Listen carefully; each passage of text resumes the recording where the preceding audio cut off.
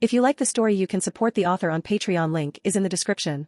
Additionally, if you would like to request novels and access my Google Drive where I have 200 plus audiobooks, then you can join my Patreon. Link is also provided in the description. Chapter 121, Ron's Present. After what feels like a few hours, Snape ends our training session. Overall, I have been able to steal his secrets 3 times and he got 6 of mine. That being said, I didn't give him anything very deep and I'm sure he didn't try his best to repel me. I'm glad that we stopped after I succeeded in my goal of wandlessly scheming his mind. He showed me the day he betrayed Voldemort, which I'm sure he was embarrassed about since he was crying in the memory. He also showed me a potion he calls the Final Death that destroys the drinker's soul. Lastly, he showed me the existence of 5 cursed vaults hidden around Hogwarts. He had run across one in his years as a student. As he wasn't hiding much, I also showed him a bit. I showed him my Patronus, my quad chain that I'm sure isn't all that impressive to him.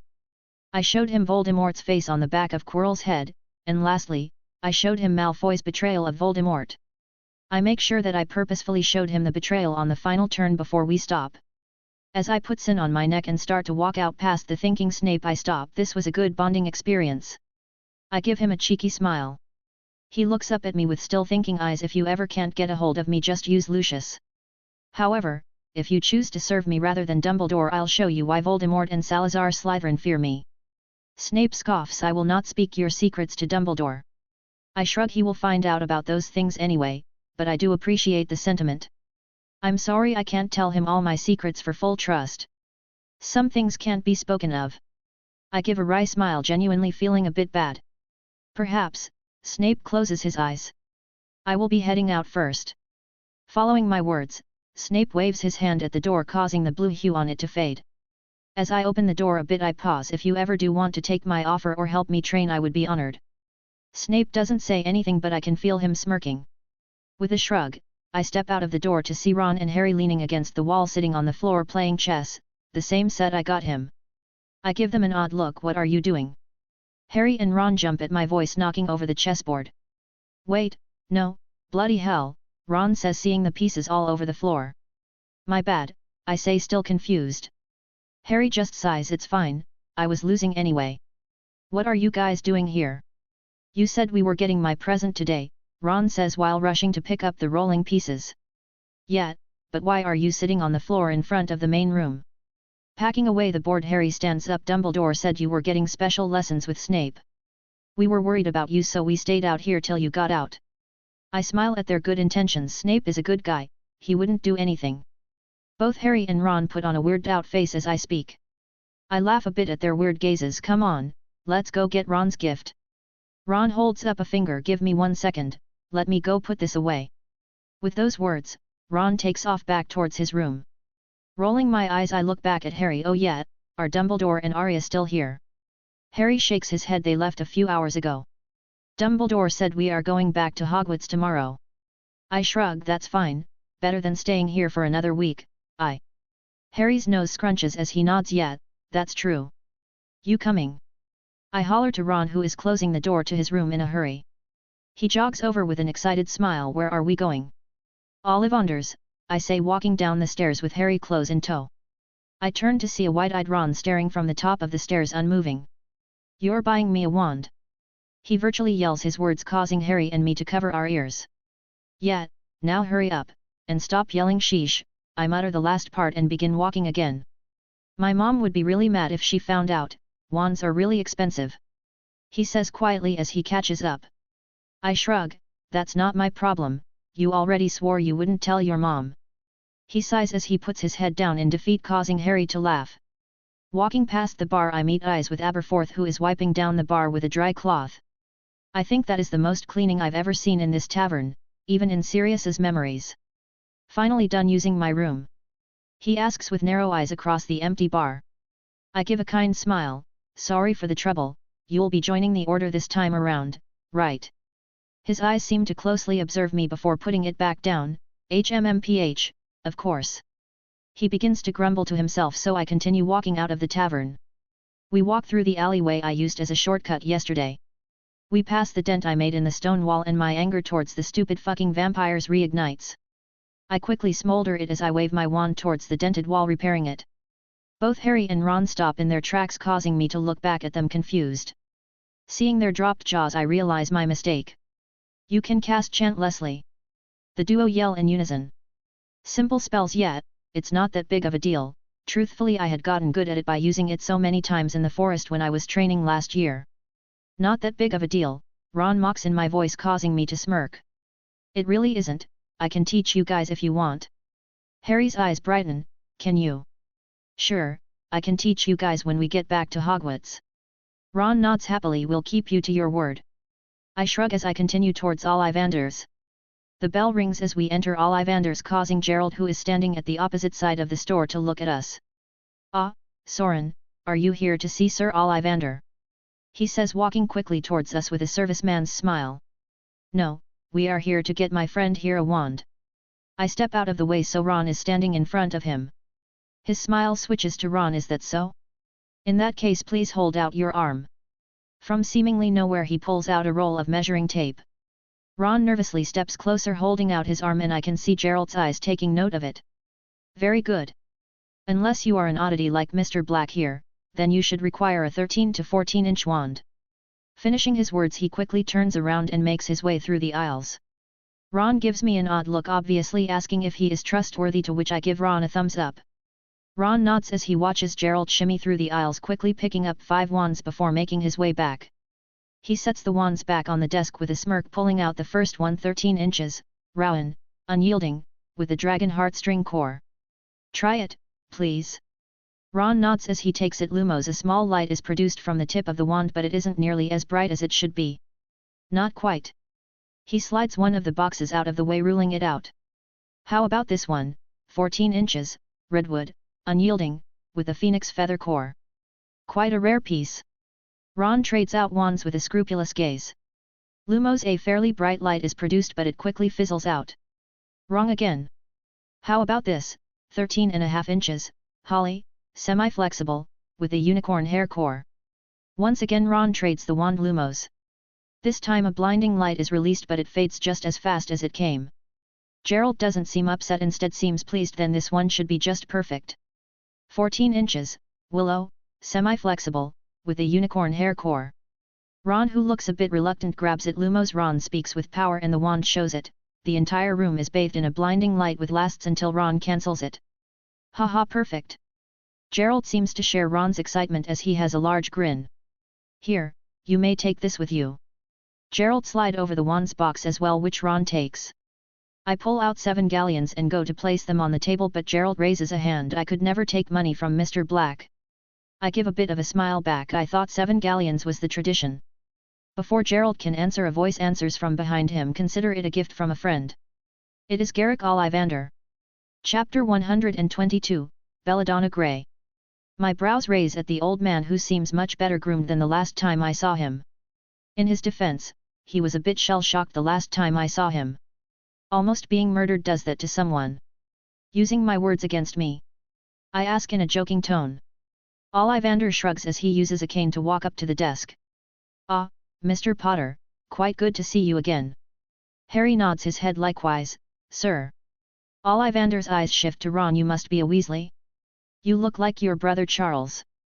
Ron looks a bit embarrassed. Yes, sir. I am Ronald Weasley. Ollivander nods. 12-inch wand, made of ashwood, with a unicorn hair core, of unyielding flexibility. His eyes gaze over the wand in Ron's hand. 14 inches, willow wood, with a unicorn hair core, of mild flexibility. It's a good wand. You will probably find yourself talented in legilimens and charms. Gerald nods along with his words. His words cause me to have an epiphany. The reason I'm bad at transfiguration and delicate spells is because of my wand. It is holding me back in some way. Ron looks at Ollivander in curiosity. What is legilimens? The art of intruding in someone's mind. It isn't taught in Hogwarts, but it is a powerful form of magic. Scary, Ron replies, and Harry nods with him. Ollivander smiles at them. Do you mind if I steal your friend for a bit, Soren, and I have things to discuss? Harry speaks up this time. Is it about his wand again? His eyes flick to me, then back at Harry. Yes, something of the sort. Harry and Ron look at each other before shrugging. We will see you in a bit then, Soren. Ron nods with him. Thanks, Soren, I'll be sure to keep the secret well. I just wave off his thanks. It's no problem, sorry I gave your original present away. Ron shrugs with a grin. I still feel like I'm getting too much out of this. I smirk. You can always work for me like your brothers. Ron shivers a bit before backing away with Harry. Well, we will be seeing you. Finishing his words, he turns around and jogs out the door with Harry close in tow. Quite the friends you have, Ollivander says from the counter. Indeed. So, what do you need to talk about? I turn to him with a small smile. Ollivander sighs. That friend I told you about is here. I thought you may want to talk with her. There is an update.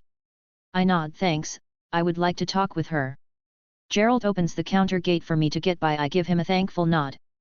I follow Ollivander up the narrow stairs to the small living room. On the red sofa is an extremely pale woman in expensive-looking black and gold robes. She is currently sipping on a cup of tea, ignoring our entrance. Soren, this is Belladonna Grey, a pure-blood vampire. Don't let her beautiful appearance fool you, she is very old. A vampire witch, I muse to myself. This seems to trigger a response as the teacup slams down onto the saucer. You know, mentioning a woman's age is considered taboo. Ollivander just smiles at her words. Belle, this is Soren Black, the man at the center of the rumors. She looks me up and down with a straight face. Man. She asks sarcastically. I expected something more terrifying. I finish the sentence for her. Her brows raise. Yes, quite. I smile as I sit on the couch across from her. I find actions are most times more effective than words or appearance. She rolls her eyes at me. What can a child do? I begin to feel a bit of anger, so I end my kindness and use my darkness to help skim her mind. I refuse to believe the rumors.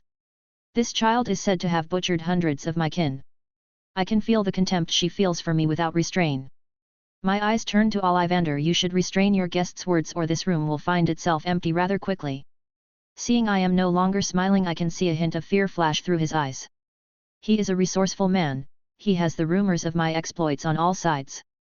From Hogwarts to France, and now even Bulgaria. Belle, dear, I must request that you maintain formalities. Young Lord Black is a guest of my household at the moment. He speaks with seriousness as he sits in his armchair. Belle scoffs as her beautiful scarlet eyes meet mine. I heard you have created mountains of bodies and rivers of blood. So much so that the bounty on your head nearly got pushed out of the dark society in a single night. I look at Ollivander quickly before deciding he has proved himself a good friend so far. I would say only a single mountain and maybe a large pond.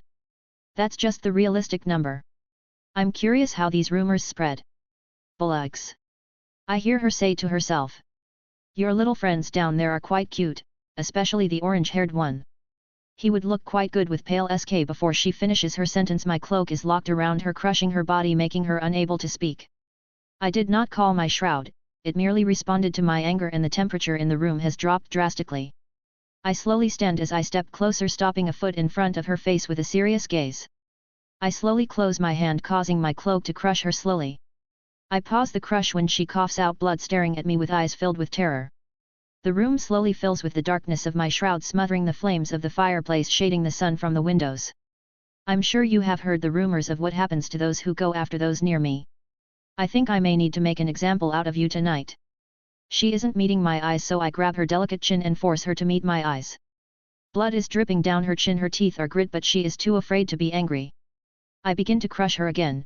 She begins to shake as blood flows from her nose, eyes, and mouth. Soren, please, stop. Ollivander's voice pulls me from the anger flooding my mind. Dismissing my cloak, causing light to once again flood the room. It is as if the darkness was never there, but Belle's body shows evidence that that is not true. One of her arms is broken and blood is still dripping off her face as she shivers in fear. I slowly sit back down, much to the relief of Ollivander. Be glad Ollivander was here today, or you would be a part of that very rumored mountain. You owe him your life. I begin to calm myself as I pour myself a cup of tea, taking a small sip. Good tea, I compliment Ollivander. He still seems shaken and only gives me a nod. I assume what has transpired today will be held in confidence. I continue as I raise a brow to Ollivander. Ollivander lowers his head, not meeting my eyes, causing me to sigh. Of course, he says with fear in his voice. I raise a hand. No need to be afraid, we are friends after all. Here, as a sign of goodwill, I will give you some good information. Belle turns to me without meeting my eyes, but I can tell she is curious. Salazar Slytherin has returned, as will Voldemort in a few months to years, I am unsure. When they begin to gather forces, there may appear to be many sides in this fight. But that will not be the case. My eyes coldly flick between the two in front of me. There will be my side, and there will be death. Chapter 123, The Misunderstanding. Silence reigns in the room for a good minute as the atmosphere becomes gloomy. Clap clap. I clap my hands with a small smile. Enough about that, what is it you wish to talk to me about? I direct my question at both Bell and Ollivander. Ollivander finally meets my eyes. Belladonna here wanted to tell you about the current vampire situation. Right, Bell? He asks the distraught vampire. Her white eyes meet his small smile and she manages to gather herself a bit. She grabs her broken arm, stretching it so it can heal properly. She makes a small painful grunt as she looks up at me. Yes, I wanted to tell you the bounty has been retracted. The Dark Society took down the bounty saying it was too dangerous. The vampires loyal to the Red Sun have been recalled out of Britain. My brow raises. You're still here despite being recalled? I ask curiously. She scoffs. I'm not one of the crazy fanatics. I've been here since the creation of the vampire species. There is nothing special about the king, he just so happens to be stronger than others. That's good, I would hate to be your enemy, I say with a sarcastic smile. She looks up at my smile unamused. They will be back. I nod. And they will die. So what is the Dark Society? She sighs as my dismissive attitude. It's not an actual organization, it is just the bars and meeting hubs that the dark wizards and evil creatures use. You can get anything in them, from whores to murder to artifacts. That's neat, I will have to pay them a visit sometime. Her face looks a bit disgusted. Are you one of those pure-blood elitists? She asks, trying to hide her disgust. I laugh a bit. Quite the opposite. I believe in equal treatment of all people and magical beings. She looks a bit surprised. Then why would you want to go to them? My smile grows a bit. To get rid of them, of course. Through legilimency I can feel her fear that she tries to hide from her face. I shift in my seat to get a bit more comfortable. So Ollivander, do you know who has the Elder Wand?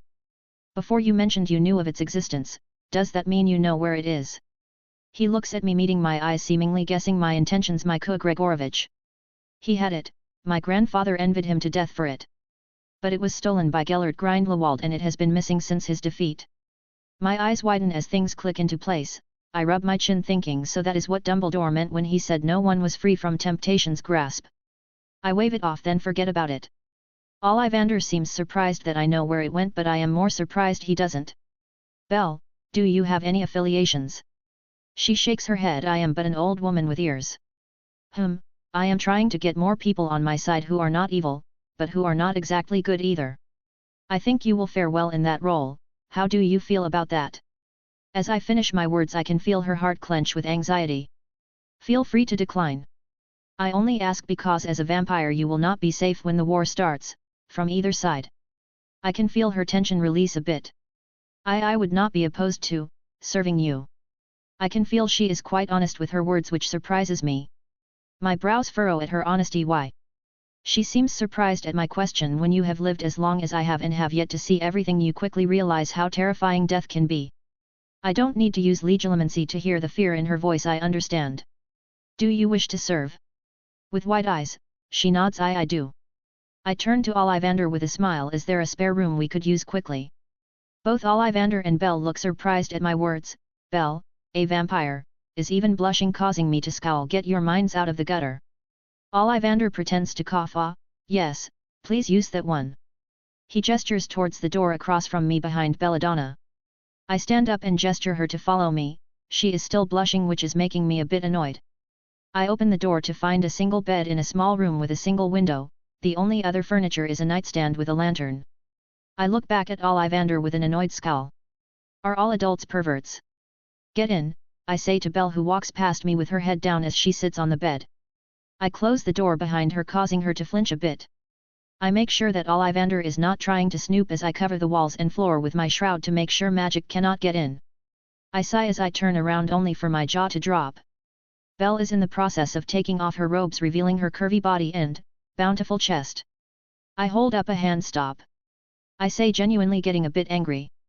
She looks up at me surprised. Sit down. If you truly wish to be my servant, you will need to know everything. When we exchange letters as master servant, I will be called the Reaper. Your title shall be the Progenitor. Other than me you can also contact the first servant. My power is not known to many people, you will be one of the few who knows my true strength. There will be many more in the future, as well as an army. She covers herself back up as she tries to process this information. Why are you telling me all this without a contract? I step closer as I slowly shift into my Dementor form, because if you betray me, there will be a fate worse than death. I speak into her head, allowing my darkness to run rampant in her mind. I feel the absolute dread encasing her heart in the small dark room. The light quickly returns to the room as I shift back to human and recall my shroud. I gaze at the terrified vampire as her pale skin seems to warm in the evening sun. I step closer and place a seeker coin on her limp hand. She seems to snap out of her fears as she looks at me, then at the coin. It is in case of emergencies only. Do not take my trust lightly. Seeing that she isn't going to respond, I continue to give her the basics of what her job will be, basically feeding me information from creatures that Lucius cannot reach, as well as bringing some to my side with the promises of a future of being equals to wizards. I sigh, seeing she is still a bit scared. Perhaps I was too hard on her by allowing my darkness to enter her mind. I did the same to Snape, but you cannot compare that man to normal wizards and witches. I nod to Belle. Then I will take my leave first.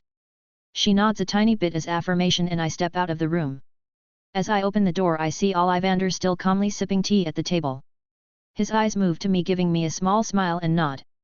His gaze falls on the disheveled appearance of Belladonna, then back to me with a different gaze.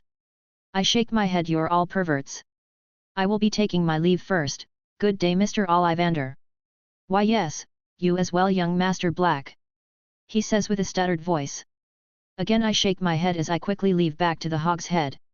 I feel the darkness in my mind lighten as I shake off my annoyance from the situation. Bonus Ollivander's POV. As they left towards the small spare room, I could feel my heart beating out of my chest. I had never known Belle to be a loose woman. She has been a friend since I was a child, but I have never seen her with a man before. The room went eerily quiet as young Master Black gave me a scowl before closing the door. Just like that, 30 minutes passed in seemingly the blink of an eye. I began to grow worried as I have heard tales of young Master's thirst. I of course did not peg young Master Black to be one of those, but it appears I was wrong. After 40 minutes I could hear a bit of talking coming from the room before the door opened only seconds later. Out came a normal-looking Soren, bringing a small smile to my face. That is before I get a look at Belladonna. Her hair is nested, her pale face was even paler than usual, her robes were pulled down just barely covering her chest and pushed up to almost her thighs. She looks absolutely traumatized as her face is stricken with fear. I look back at Soren's cold face. This boy is a monster. I think to myself. As our eyes meet, his face turns sour and he shakes his head. You're all perverts. I will be taking my leave first. Good day, Mr. Ollivander. I am baffled by his words. Aren't you the pervert? I yell in my mind, but I do not show it out of courtesy. Why yes, you as well, young Master Black, I spoke as clearly as I could in the circumstances. The ravenous young master disappeared down the stairs, shaking his head. Not long after, Belle finally stumbles out of the room, her legs shaking but her clothes are on properly. Belle, my dear, are you okay?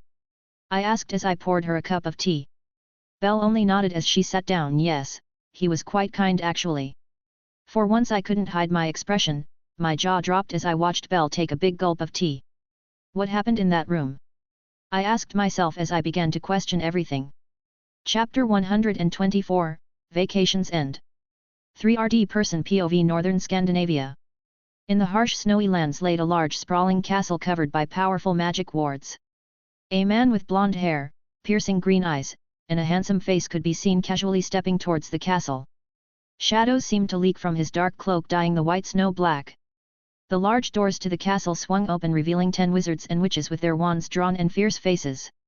The leader of the wizards stepped forward with a harsh gaze as his short dark beard whipped in the wind. Who are you? He paused for a second before continuing. State your business and how you reached this place. A large toothy grin spread on the handsome blonde man's face. Igor Karkaroff. Truly a man loyal to a fault. Bring me to him, I have an offer he can't resist. Through the hair hanging over the mysterious man's eyes, Karkaroff could see the brightly glowing green eyes, the sign of a truly powerful wizard. The professors behind Karkaroff began to mutter to themselves. I do not know who you speak of. Who are you? Headmaster, we need to capture this intruder, we must find out how he found the whereabouts of Durmstrang. A professor stepped closer to say, trying to be quiet enough for the stranger not to hear. The headmaster's brows narrow as he casts a spell without hesitation. The shadow-clad man merely held up a hand towards the red beam and seemingly crushed it. The professors flinched at the sight while Karkaroff slowly lowered his wand with wide eyes. The still smiling cloaked man's eyes gazed over the professor who made the suggestion. His raised hand moved to point at him before it tightened into a ball. Confusion washed over the professors before they saw their alchemy professor was laying on the snow-coved ground holding his throat. Their confusion was quickly cleared up as shadows poured from the man's mouth and eyes. Their eyes moved back to the mysterious man who is now only a foot away from Karkaroff. He falls backward onto the show. The piercing eyes meet his. K ha ha ha. Quite the show, I'm glad I took this trip today. Who knew Voldemort would surround himself with such interesting characters? The mysterious man stood above Karkaroff with an extended hand that seemingly leaked shadows. Karkaroff's eyes looked at the hand perturbed before looking back at his eyes. What are you? The smile dropped from his face with his eyes turning serious for a moment. The snowstorm seemed to halt as a soul-shaking voice entered the minds of those around. Death. Soren POV. Last night's sleep was pretty nice. Knowing we will be heading back to Hogwarts is nice. I actually enjoy Hogwarts. Homework sucks but my friends make it fun. Also, it feels nice that someone now knows some of my secrets. I'm not certain that I can trust everyone fully but I will find out soon I guess. Walking into the hallway I see a few older students are already packing bags with their doors open. Harry and Ron's door is obviously still closed so I walk down to Hermione's. Hermione's door is open and her roommate is seemingly missing. Hermione is packing a bag trying to fit in her Christmas presents. I knock on the doorframe getting her attention. Good morning. She gives me a small smile. Good morning Soren, are they boys up yet? I smirk as her phrasing makes it sound as if they were our kids. No, a bunch of lazy ungrateful brats. Hermione rolls her eyes understanding my joke. Please, I would never have such unruly children. I shrug. Fair enough. Where did your friend go? She went to pick up her friend who is staying in the Three Broomsticks. It's not like I was going to sit with her on the ride back anyway. I have you guys after all. Ah, does that mean you care about us? I ask in an exaggerated fashion. She lets out a long sigh as she finally manages to fit all her stuff in her bag. Sadly I do. I hold my heart in an exaggerated fashion. Wait a moment, I must inform the others. She holds out a hand about to say something but I am already marching down the hall to Ron and Harry's room. I knock on the door a few times. With a smirk I turn to see an annoyed Hermione walking towards me. I knock harder trying to get someone to open the door faster. Ron opens the door with a dreadfully tired face. He is staring at me with an annoyed face. Please, not again. I just smile. Don't worry, I have big news. His gaze tells me he doesn't believe me. I got Hermione to admit before I can finish my sentence. Hermione's hand is covering my mouth. I pull away and look at her offended. What? You admitted so easily, now you don't want me to repeat it. Her glare tells me it's about time to stop playing. Fine fine. Oh, you're already awake are yet? I hear Hagrid's voice come from behind me. I turn around to face him with a small smile. Morning Hagrid. He gives me a smile and nods. Good thing you're awake. We'll be leaving in 30 minutes so get your stuff ready. I turn to the dead tired Ron with an apologetic smile. You heard the man. Get ready. Perhaps you two should go to bed earlier. Seems like that would solve a lot of your problems. He grunts but seemingly agrees with me as he walks back inside without closing the door. He walks over to Harry to shake him awake as Hagrid walks off to inform the other students. I push the door open a bit more to reveal more of the room and nearly take a step back in disgust. Clothes are tossed around the room cluttering the floor and it looks like day-old food is on the floor next to Ron's bed. You guys should hurry up. It may take a while to clean all this up. Harry slowly gets up as he looks at Hermione and me at the door. Are we leaving? He asks as he stretches and yawns. In 30 minutes, Hermione answers. Looking at the room then back at Hermione, you wanna grab breakfast before we leave? I ask as an excuse to leave. She nods at my proposal. Yeah, the gruel is better than this. I pause for a moment before I nod. Let's go. Hermione and I make our quick escape as I shut the door to their room. We are lucky. Today's breakfast special is beans and toast. It is literally impossible to mess up beans and toast, right? Aberforth is behind the bar wiping a mug with a dirty rag as a house elf brings us our food. I give the small elf a smile. Thank you. The small elf nods with a shy smile as she backs away. I notice Hermione is looking at the elf with a sorry gaze as she walks back into the kitchen. I ignore it as I pull my plate close to me. I confirm that this is indeed beans on toast, and it looks fairly normal. Well, at least today's food looks edible, right? I ask Hermione, who seems to snap out of her thoughts. Hermione looks at her plate with an odd face. Soren. These are chickpeas, not beans. I don't believe her at first since I've never seen chickpeas before, so I take a large bite. Sure enough, it tastes nothing like the beans I know. It isn't bad, but the flavors do not go well together. I slowly put the slice of toast on the plate again with a straight face. I'm so glad we are leaving today. Hagrid eventually comes down to join us and wait for the rest of the students. The carriages are already here and some students have already chosen carriages. Hermione leaves to drop off her stuff while Hagrid and I wait for Ron and Harry. At this point, their sleeping habits are becoming annoying, but I suppose they are kids. Just like class, they come down running with their stuff with only 2 minutes to spare. We are on break, so I'm sure they weren't planning on waking up early the entire time. On the way back to Hogwarts, Ron told me that he was up so late because he was testing out the wand. Apparently last night he was able to cast spells he had never been able to do before. Perhaps his old wand was holding him back? Chapter 125, End of the Second Year. 3rd Person POV Northern Ireland. In a sprawling old mansion, an old gaunt man writes in a large tome with a wide grin. 2 snakes slither across his desk, but the old man doesn't seem to mind them. A strong wind blows through the mansion as a figure appears behind the old man, Salazar Slytherin. Salazar's eyes go wide as he turns around. The man he sees appears to be in his mid-20s with a dark robe, blonde hair, and a handsome face. A very fine mist of black seems to cover him as he takes a step forward. The mist follows him like a shadowy trail. Seeing that Salazar doesn't recognize him, he smiles. Only a few days and you already forget my face. Fear flashes through Salazar's eyes as he drops to a knee. Lord Death. Please forgive my disrespect. The man called Death lowers himself to a crouch, meeting Salazar's eyes. Did I say you disrespected me? Why are you afraid? Do you think I am not a forgiving person? A chill runs down Salazar's spine as he lowers his head. Of course not, my lord is the most amiable person on this planet. I was just ashamed that I did not notice you at first glance. Death's smile widens, showing his perfect white teeth. Yes, of course, as expected of my most loyal subject. So, how did the experiment go? Death uses a finger to lift Salazar's chin so he is forced to meet his eyes. Salazar gains a confident smile. My spell works. We can cleanse the Muggleborn, create a world of wizards. Death grabs Salazar's shoulder, showing commending eyes. That's good. I'm happy for you. But you know, I've never cared about such things. Shadows flow onto Salazar, forcing him to stand as Death stands with him. Write them a note, let the world know. They are safe, for the moment. After you have taken down the wards, meet me in Nurmengard. Salazar's body floats a few inches off the ground as the shadows carry him. Despite this, he gives the best nod that he can. Death pauses, turning back to see the still nodding Salazar. His toothy smile returns. Good.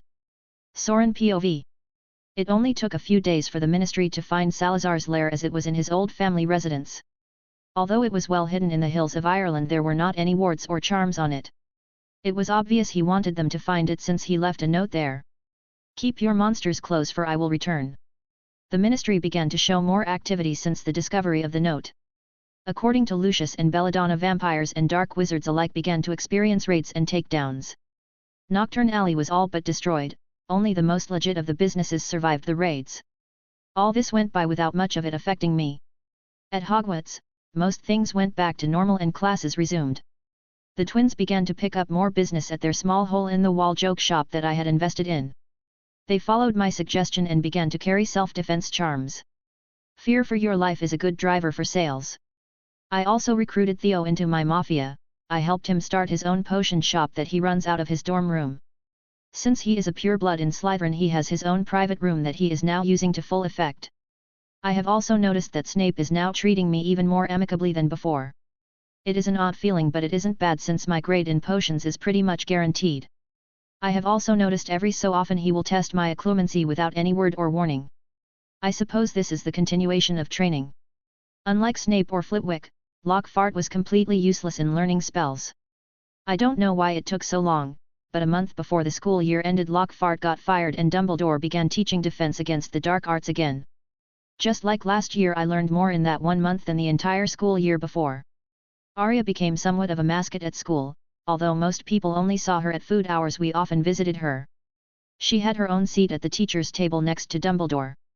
She was quite popular. The trial against the French ministry has a date set for this upcoming weekend, the day after I return. Our final exams were this past week and I passed all classes with flying colors.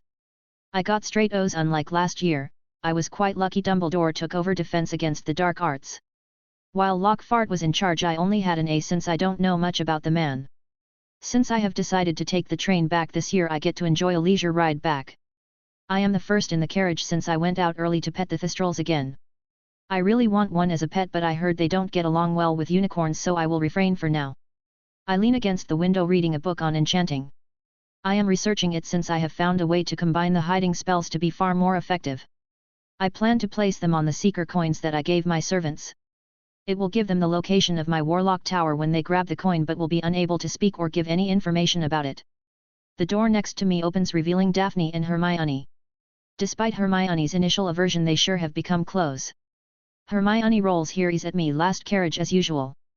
Daphne laughs behind her as I shrug. Are the boys not with you? I ask shutting my book. Hermione lets out a long sigh. They are in another carriage with the boys. She sounds exhausted as she speaks. I understand a bit. It seems like they haven't gotten out of their icky girls phase. I personally don't mind even if I were in this carriage alone. As Daphne is about to close the door a hand catches the door. Mind if I join? I smile. Come right in, theology. He nods as he follows Daphne in. Thanks, I didn't feel like sitting in a carriage full of immature kids. Hermione laughs at his words while I just smirk. Aren't you still a kid as well? Theo shrugs as he pulls out a small bag of jingling coins. Here, you're cut. I grab the bag with a small smirk. I won't need small money like this in the near future. Yet, but it's principle. You helped me get the supplies as well as business so I gotta pay my dues. Theo sounds a bit smug at his earnings from his potion business. Oh yeah, isn't the trial soon? Aren't you nervous? Hermione asks. I lean back in my seat as I put the galleons in my moleskin pouch. Not really. They said I won't be called to the stand unless the French ministry tries to pull something. Daphne nods. That's good. Where will it take place? Belgium. Their ministry court will oversee the trial. The French ministry will send representatives. My lawyer will plead on my behalf while the representative pleads his counterpoints.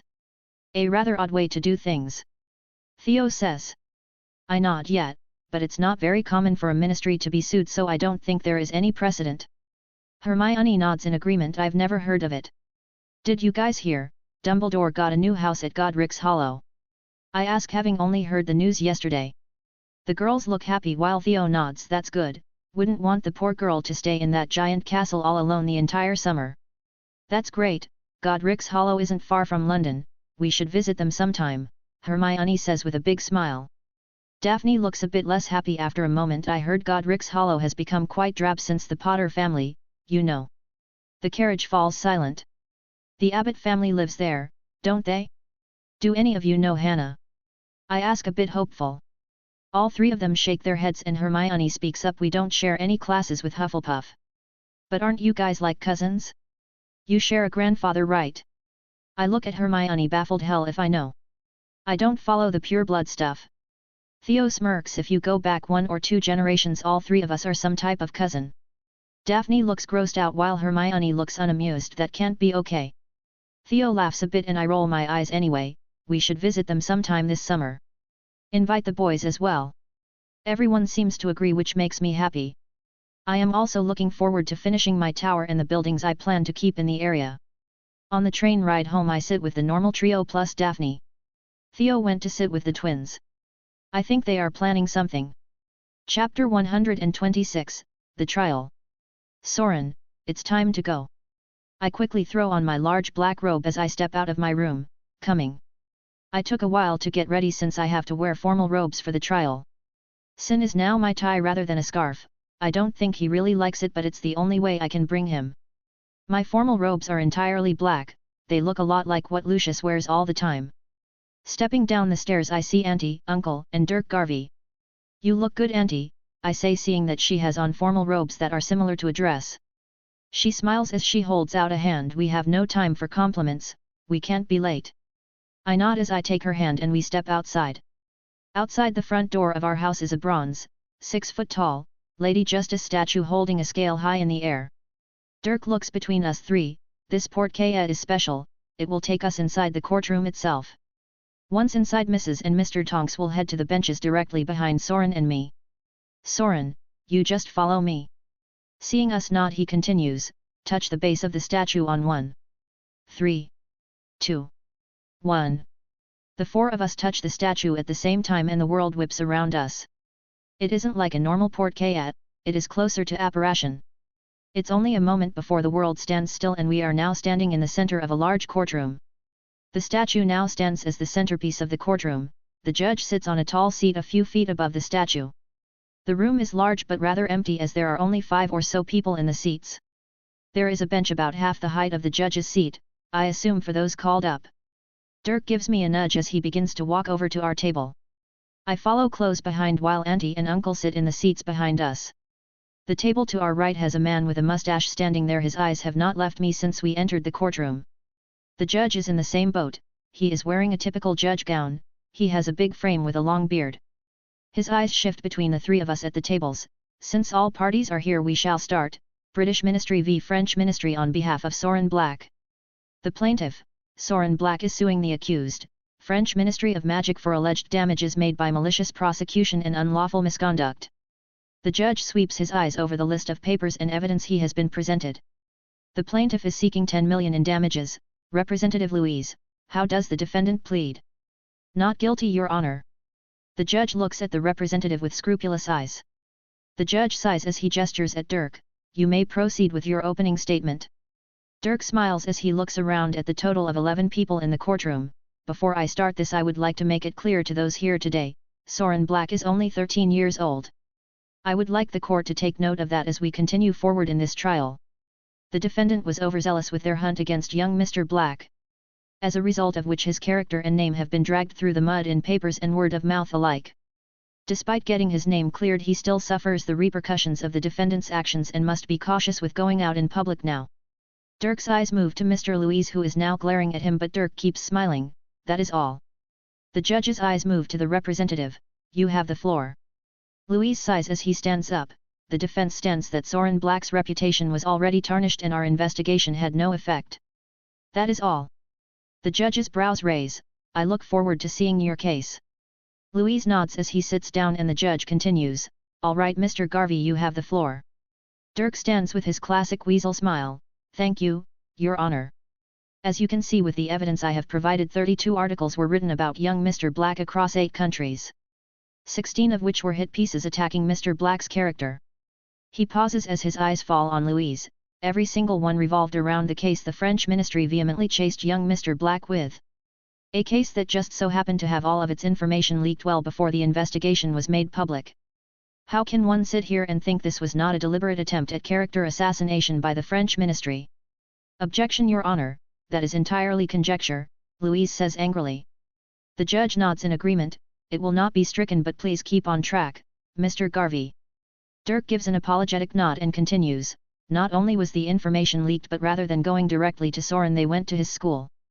This put him into question by the entire student body as well as some of the staff. Not only did this cause him to almost be expelled, but many of the students haven't looked at him the same since.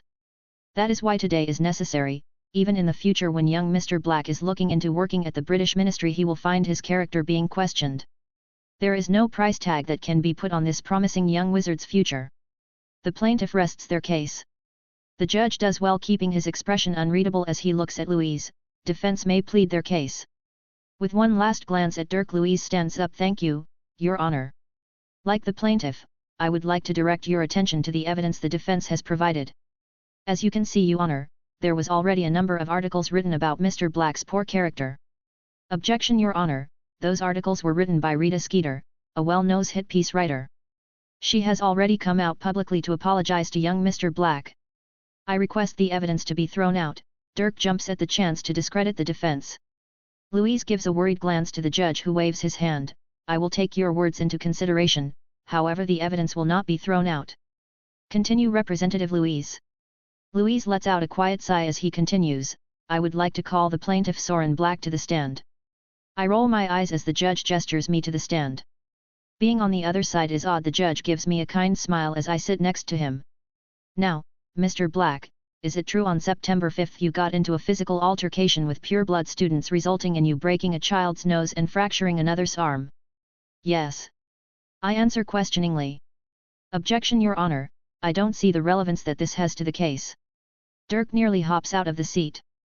The judge nods his head. I agree. Representative, please explain your reasoning. I am asking to show the valid cause of concern the Aurors had as to why they so much believed he was the perpetrator. The judge shakes his head as he turns to the stenographer. Representative Louise's question and Mr. Black's response will be stricken from the record. Representative, you may continue, but I ask you to change your line of questioning. He nods. Of course, Your Honor. So Mr. Black, is it true that on the 22nd of September, you struck down and killed your dual opponent at the Youth European Tournament? Objection. It has already been proven young Mr. Black's opponent was a vampire assassin hired to kill him. Dirk jumps up again, this time angrier. The judge also seems a bit angry. I would like to remind Representative Louise that you are questioning a juvenile. Change your topic, this will be my last warning. The representative seems nervous as he steps back. That will be all, Your Honor. The judge seems annoyed as he gestures me back to my seat. I happily go back and sit next to the judge, who seems sorely disappointed.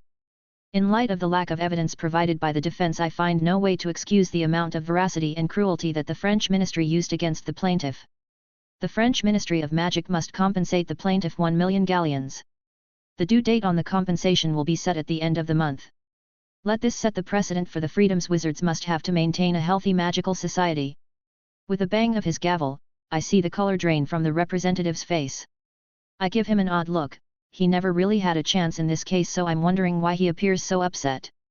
He will probably lose his job now that I think about it. I feel a hand on my shoulder to see the gleaming weasel smile of Dirk Garvey. To be fair, the man just won the easiest 100,000 galleons of his life.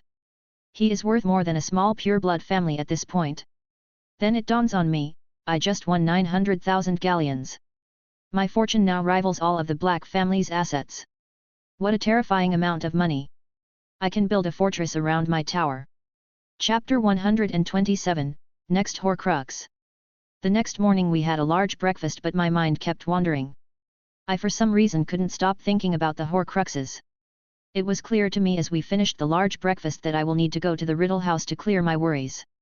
If I was a dark wizard with a shrouded identity, my family home would probably be where I hide a Horcrux. I would probably hide it under the floorboards of the kitchen. Auntie and Uncle were super excited about the trial results. I promised Auntie that when I get the inheritance I will give her the black manor that her father lived in. It was far bigger and glorious than the small one in London.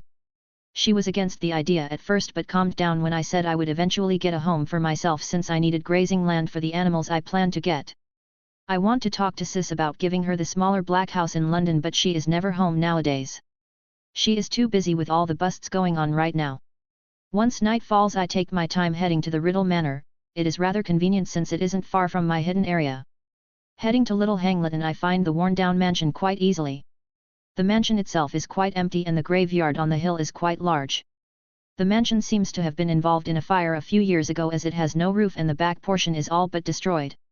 I step out into the graveyard and walk to the Reaper statue. I don't know why, but it is an odd feeling standing in front of it. My eyes are drawn to the name on the headstone, Tom Riddle. My brows raise. Must have been his father. I close my eyes as I do a sweep for souls nearby. I don't see anything, but I can feel the darkness wants something. It is crawling from the recesses of my mind, telling me to head down the hill. I feel pressure build up in my head, almost making me fall to my knees. Fine. I yell to the empty air.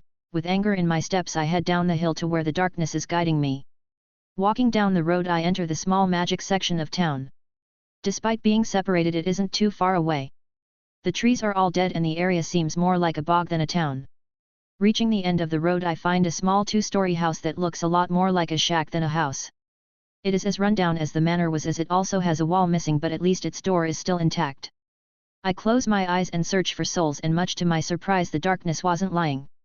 I do find a soul inside a small chest on the second floor. The bottom half of my body becomes cloaked in shadows as I slowly lift into the air. I enter through the broken wall to the moldy log shack. Part of the floor is missing in the room where the chest is. There is a small bed in the corner of the room, but I ignore it as I open the chest. Inside is a bunch of old tattered clothes and a few pieces of jewelry. I pull out and toss the things I'm not interested in. Eventually, I find a small back ring with a large black crystal in the middle. My head begins to hurt again as the darkness rings out in my mind. Eat it, eat it. My own voice echoes in my head. The darkness begins to cover my mind as I reach into my cloak and grab my wand. Unlike usual, the darkness is barely even pushed back as the scream continues to echo in my mind. I grunt as I quickly pull out the basilisk tooth and stab the ring into the wooden floor. The Horcrux lets out a scream as it dies, but the scream inside my head doesn't stop. I'm confused. I thought it wanted me to eat the Horcrux. What does it want? The stone. My thoughts are immediately answered by my own voice. With a grunt, I tear the stone from the ring with brute force. I hope this doesn't hurt coming out, I think to myself as I swallow the stone whole. My thoughts freeze as the world around me halts. 3rd person. In the small bog outside of Little Hangleton at the Gaunt family house, Soren stays kneeling staring into space. His eyes are encased in black as his body stays completely still. Black fog leaks slowly from his arms and legs, slowly consuming his body. The shadows eventually cover him in an egg-shaped cocoon that slowly rises into the air. The air itself seems to halt as the cocoon reaches 10 feet above the shack. The cocoon solidifies into a solid ball of darkness, slowly rotating, an air signal that time is indeed still flowing. A familiar scream shatters the ball of darkness as shadows unleash onto the land like a tsunami. The black fog covers the entirety of Little Hangleton as well as the surrounding bog in a 5-foot layer of darkness. Once the fog is cleared from above the Gaunt house, the figure of a 20-foot-tall Dementor. The Dementor has clean black robes with thick grey skin and eyes that seem to lead to infinite darkness. The clear night sky fills with clouds as figures fly between the clouds, illuminated by the backdrop of the moon. Nearly 500 Dementors fly down surrounding the now 20-foot-tall Dementor, Soren. Proda, Druga, and Dritten stand at the forefront of the pack, only a few feet away from Soren. All Dementors have their heads lower, big or small, they all bow. If Dementors were able to show fear, everyone present would be cowering in fear. Proda lowers his head as the leader lord. Soren does not answer, instead turns towards the south and begins to fly. The legion of Dementors stays close behind. Like this, a wave of darkness washed over the night sky for nearly 50 miles to the forest of Boland. As the legion meets the wall of the barrier, Soren waves a hand. The huge number of stone slabs and other building materials is revealed momentarily as the Dementors enter the area in a stream. The barrier closes behind Soren as he slowly floats inside. The Dementors hover above the ground, staring up at Soren as if he were some sort of god. Without a word, Soren holds out a hand, causing nearly 100 tendrils to rise from his back. Darkness floods the area as the tendrils gather the stone in designated places. The darkness begins to disappear inside the Dementors. The Dementors, under the influence of Soren's shroud, begin to grow in size, especially Proda. Without a word, Soren's gaze lingers on Proda, who lowers his head deeper. The Dementors around them seem to get to work lifting the large stones as if they were nothing, stacking them. Some of them do better than others, while others seem to take charge, such as Druga and Dritten. The shroud covering the ground eventually fades as the Dementors devour it all. Just like that, darkness covers Soren and he vanishes from where he is standing. Chapter 128, Descent. My eyes slowly open. Looking around, I can tell that I am in my room and the sun is just starting to come up. I hold my head, struggling, trying to remember what happened yesterday. I remember going to the Riddle family house, the darkness leading me to a small shack. Then that small stone. Eat it. I hold my head, remembering the pain I felt at that moment. The darkness. I try to feel inside my mind for it, but it is no longer there. I feel my chest tighten as fear causes my blood to run cold. I can't even remember the last time I felt fear. I don't mean that metaphorically, I mean at all. When did I last feel fear? When my father went to beat me. I don't remember. Why can't I remember? My breathing becomes ragged as I curl into a ball. I can't remember. Why? Why? Why? Why? My eyes snap open as I feel something touch my cheek. I see Sin is furled in front of me with a corner stroking my cheek. I begin to calm down as I pull Sin into a tight hug. After a few minutes of laying with Sin, I feel a bit better and decide to get up. I need to figure out what happened yesterday. As I stand, I notice my shroud is lingering around me without me trying to use it. A small waterfall of mist slowly falls from me as I get up. I am still in the same robes as yesterday and my shoes are still on. I slowly recall my shroud as I pick up Sin and wrap him around my neck. As I take a peek at the faux glass, I notice the glass is now darker and a bit foggier than before. I step closer, struggling to even see my own reflection. I use my hand to try and wipe it off, but as I do my shroud covers the glass. Once the shroud clears, it reveals a version of me that appears to be a bit older than what I was when I died. I am surrounded by hundreds of graves as I stand expressionless staring into my own eyes. There is a small black kitten sitting on my shoulder. Little Black? I ask in a sad tone. As I reach out to the mirror, I feel 2 soft taps on my shoulder and I freeze. My chest tightens again, far worse than before, as my vision becomes clouded by tears. I softly grab Sin from my neck. Little Black? I ask again quietly. Sin taps my arm again twice softly. Peering past Sin, I see the 18-year-old me is holding a kitten in his arms. I lose all strength in my legs as I pull Sin tightly into my chest and begin to sob. I'm sorry. I'm so sorry. I wasn't able to save you. I feel Sin stroking my face, seemingly trying to comfort me. Do I deserve it? Why was I given a second chance? I don't deserve it. I stay kneeling on the ground holding Sin in my arms, quietly thinking in the light of the morning sun. Soren. Breakfast is done. Auntie's voice from outside the door pulls me back to reality. Opening my eyes, I see the room is shrouded in darkness. The morning light isn't even reaching inside anymore. I quickly wipe the tears from my eyes as I try and reply in the clearest voice I can. I'll be out in a bit. I manage out a few words. Well, hurry up. Your sister is here, but she is leaving soon, so come and say goodbye. As she finishes her words, I can hear footsteps walking back down the hall. I slowly stand up, drawing my shroud back inside of me. Pulling out my wand, I use a few hygiene charms to clean myself up and get rid of my puffy eyes. I change clothes and drape a large black sheet over the now changed Feglass. I hold Sin closely to my chest as I affirm to myself. I am not alive for me, I am alive for those around me. Walking downstairs, I see Sis for the first time in a week. She is standing by the fireplace, seemingly waiting for me. Seeing me, she smiles. Good morning, Soren. I give a small smile. Morning, Sis. Why are you leaving so early? I didn't even know you got back. She sighs. I only came back to grab some stuff, but an emergency notice was released last night. The Dementors abandoned their post at Azkaban in the Ministry of Secrets last night. I have to go back and help. My eyes widen and my heart drops at her words. What happened last night? That is a problem. Good luck, I say, giving her a hug with one arm hiding my expression. She smiles as she hugs me back. Why are you holding Sin like that? I don't answer. Instead, I look up and give her a smile. She looks at me oddly as I turn around and walk to Uncle, who is at the table with the newspaper down watching us. I step closer and hold up Sin in front of him. Uncle Ted, this is Sin. He is a Lethofold and my most precious friend in existence. Please treat him well. Uncle looks confused as Sin shakes a corner up and down like a nodding head. Bang! Soren! Sis yells in shock, causing Auntie to drop a pan in the kitchen. Uncle's eyes flick between Auntie, who is now standing at the end of the table, and Sis, who is standing behind me. You two knew? Sis looks away while Auntie nods her head. Uncle Ted takes in a dramatic breath as he closes his eyes, folding the paper closed. Meeting my eyes once again, Uncle calmly leans forward. I don't know what a Lethofold is. I smile at his words, kind of expecting them, while Sis huffs angrily. Don't do that, geez, I'm leaving. With that, she walks to the chimney, grabbing a handful of fluo powder, British Ministry of Magic. In a burst of green flames, she vanishes and Uncle begins to laugh. So are Lethofolds dangerous or something? I nod, incredibly. Uncle looks at Auntie with raised brows. As long as she approved, I have no qualms with it. Speaking of your pets, your aunt and I figure we would get you something while in Korea. The breeder delivered it last night while you were asleep. Would you like to meet him? Auntie smirks. I was supposed to tell him. Uncle shrugs. I will go get him. With a quick stride, Uncle heads upstairs as I stare oddly at Auntie while holding Sin.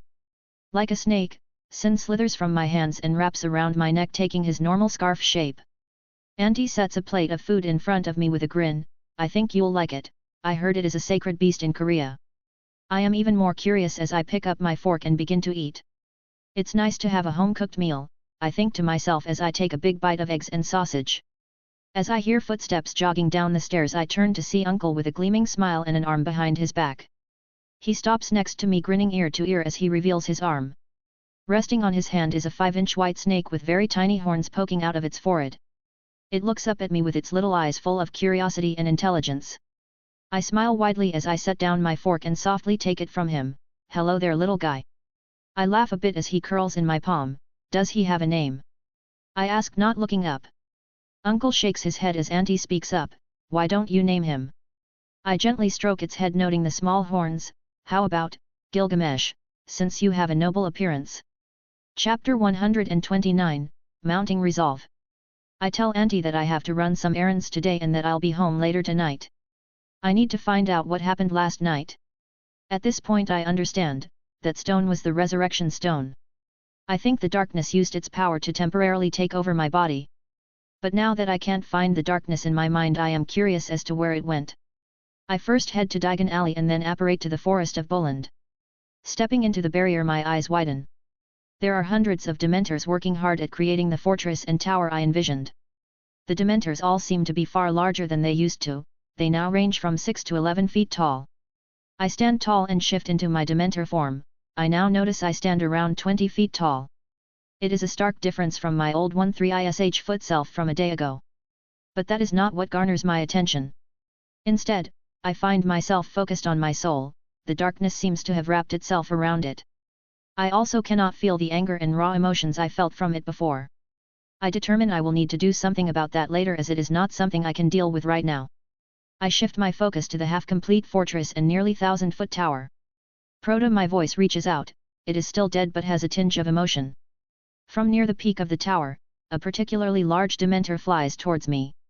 He stops a few feet in front of me and lowers his head. What is your wish, my lord? I am surprised at the range of Proto's vocabulary, but I don't show it. When did all this start? I ask calmly. You ordered us to begin construction on Darkness Falls last night after you summoned us. My eye twitches internally. How did you grow so large? Proto raises his head at my question. It was your gift to us, my liege. If he could show it, I'm sure confusion would be on his face. You may continue your work, but return to your post as soon as you have finished your overseeing. I say, dismissing him with a hand. Yes, my liege. Without turning back, Proto quickly flies off back toward the tower. How did the darkness know what I wanted to name the fortress? I ask myself before dismissing it. The darkness lived inside my head, of course, it knows what I wanted to name it. I shift back into my human form as I slowly walk through the fortress being created around me. The Dementors seem far more intelligent than before. They are creating the outer walls at the perfect distance from the barrier. The around kilometer area is covered by an outer wall, 2 inner walls, and a tower. There is also a gate at the end with a road leading to it. They have even placed the foundation for the 5 buildings I have thought up so far. The Poti Wondering Building. The Arcane Repository. A barracks. A workshop. And an infirmary. Is the darkness actually evil? I ask myself, seeing my dream being created in front of me. I would prefer it be a good entity since it currently resides around my soul. Walking into the innermost wall, I see the foundation for 2 large buildings. The mansions I planned for Lucius and Belladonna. I lift myself to the highest built wall and look around the area. I will need to extend the barrier and make another wall, I think to myself, sitting on the edge. If I take in all those I am thinking as my servants, then I will need more space. But that is something for later. Since I am already out, I can use this time to go and enchant my servants' coins. Standing up and pulling out my wand, I apparate to the front gate of the Malfoy mansion. I wave my arm and the gates slowly swing open. Charms were indeed worth learning. This feels quite nice. As I take my first few steps in, Dobby appears in front of me with a tired look. Welcome, Lord Black. You have come to see the master. I'm surprised at Dobby's lack of lip, but not nonetheless. I am. Dobby nods as he turns around. Follow Dobby. Walking into the mansion, I see Lucius coming down the large double stairs. What do I owe the pleasure to, Lord Black? I'm again surprised at how Lucius addresses me. Narcissa is not here. He shakes his head. Out with friends. I nod. Good. Your seeker coin, present it. Lucius seems taken aback but reaches into his jacket and pulls out the coin. He slowly steps forward as he puts out his hand with the coin in it. Gloves off, I say. With his teeth, he pulls one glove off, then the other. Putting out my hand, give me your other hand. Like a confused dog, he puts his hand on mine with a baffled face. I flip over his hand and cut it using my wand. He flinches a bit but doesn't pull away. Blood of the servant, I speak slowly as I drip his blood on the coin. I then use the wand to cut my own hand and drip my blood on it, the blood of the master. Pointing my wand at the coin, I chant, Solare Conmissum Aeternum. Blinding black light floods the room, causing Lucius to flinch.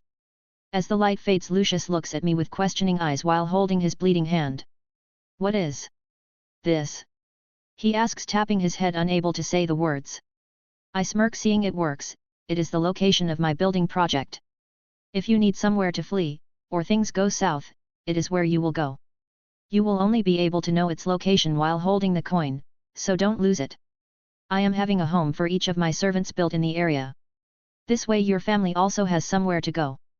Speaking of families, have you heard of any of the families that fled the country?" Lucius sighs as he pulls out his wand and starts healing his hand. "I believe they have moved somewhere in Austria or Sweden. I can't know for sure, as Karkaroff is doing well at erasing all travel records." I shrug. "I suppose it's best that they aren't here. How are your businesses? The ministry has been getting quite aggressive with those raids." Without your warning it might have been bad, but I managed to move my merchandise before anything was found. I have gotten rid of most of my artifacts as you ordered." "That is good, I will be going. I still have to do the enchantment on the progenitor's coin. I expect updates on the situation." Lucius bows his head low. "Yes, Lord Reaper." Without another glance, I apparate away. Chapter 130, Twin Serpents. After I have finished giving Belladonna the new enchantment, I head to Diagon Alley. I go to the potion store and grab a mandrake restorative draft as well as a mandrake leaf. Today I will give Gil a little brother. I use the flow powder network to get home. Once the green flames fade, I see Uncle in the kitchen cooking and Auntie reading on the couch. "Ah, Soren, you're back," Auntie says, putting down the book with a smile. "I'm home," I say with a grin. "What did you need?" Auntie asks, looking at my moleskin bag on my waist. My grin widens as I pull out the potion. "It's a secret." Auntie's eyes narrow. "All right, dinner will be done soon." I nod as I start walking up the stairs. "I'll be done by then." "Hi Uncle." I yell into the kitchen as I jog up the stairs. "Good evening." Uncle yells back as I reach the room to my door. Opening the door, I see Gilg sleeping on top of Sin, causing me to grin. As I enter the room, Sin slips out from under Gilg and slips around my arm, claiming his spot around my neck. I smile, seeing Gilg flick his tongue in protest. I pick him up and stroke his small head with a finger. "Let's get you that, brother." I calmly sit on my bed and pull out a book and an egg, How to Become an Animagus in 8 Steps, and the fairly large egg with the petrified toad. Putting the book to the side, I set the egg in front of me and pull out the restorative draft. I gently pour a few drops of the draft onto the frog. Pointing my wand at the frog, I freeze it in place and wait. Not even 10 seconds later, the egg begins to crack and I see a green tail with barbs flick out. Once the egg fully hatches, I toss the frog to the side and pick up the freshly born basilisk. Its eyes are deep yellow with a green glow and pitch black pupils. The basilisk meets my eyes as it flicks its tongue at me with what seems like a grin. Even though the basilisk is freshly born, I can feel my magic fluctuating oddly as we meet eyes. I sigh as I pull out a small black cloth and tear a thin sliver off. I wrap it around its small head, covering its eyes, but the green glow can still be seen through it.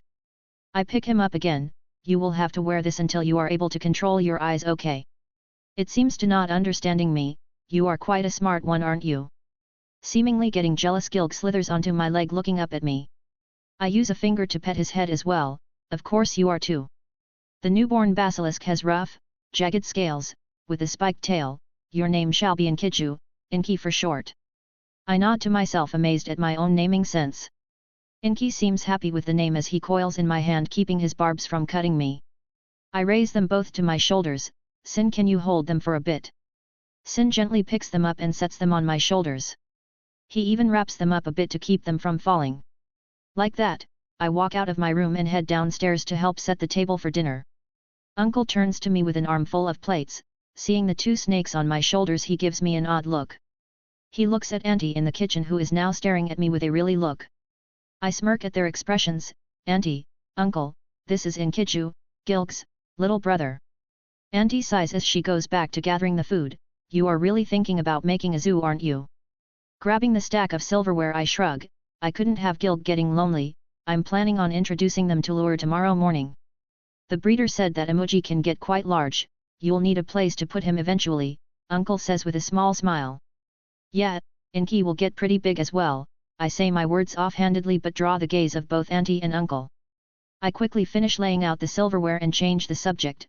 "So is Sis coming home?" I noticed that you set a plate out for her. Uncle thankfully lets me change the subject, she should be home any time now. As he finishes his words I hear the door open behind me. I raise a hand as I turn around. Nice to see you home, sis. Sis closes the door behind her but doesn't take her eyes off me. When did this happen? She asks, pointing between Gilg and Inky. Auntie sighs as she sets the food on the table. We got him the white one from Korea. The other one popped up a few minutes ago, no idea where he got it. This is Gilgamesh, and this is Inkiju, I say, gesturing at each. They both nod their heads like the smart boys they are. She looks between the two before looking back at Auntie. You got him a snake. Uncle holds up a finger. It's an emoji, a sacred serpent. You got him a dragon. Sis basically yells towards Uncle. Auntie and Uncle look taken aback. And no, it's a serpent, Uncle says, unsure as he and Auntie exchange a few looks. Sis rubs her temples as she sits in the seat next to me, so I sit as well. She takes a few breaths as she looks at Gilgamesh, who is staring at her curiously. They are categorized as Eastern dragons but are called inferior dragons as they have a large chance to never learn to fly at all. Uncle sits across from me as he speaks up. So, are they illegal to own? Sis lets out a long sigh. No, they are incredibly rare even in Korea. Most Eastern dragons have no restrictions as they are too hard to get. How did you even get one in Great Britain? Auntie finally sits down, putting the tongs on the plate of chicken. We got him from a nice shaman while on vacation in Korea. We had to order him 3 months in advance.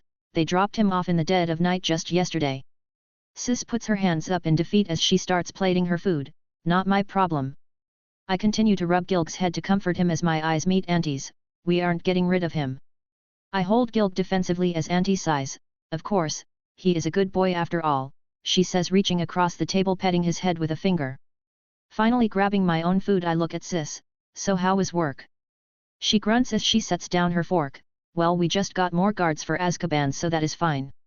But that damned fog around Little Hangleton, it won't go away and you can't use magic on it or in it. It's a mess. We just gave up and quarantined the town until further notice. My eyes go wide as I look down at my food. Fuck, I forgot about that.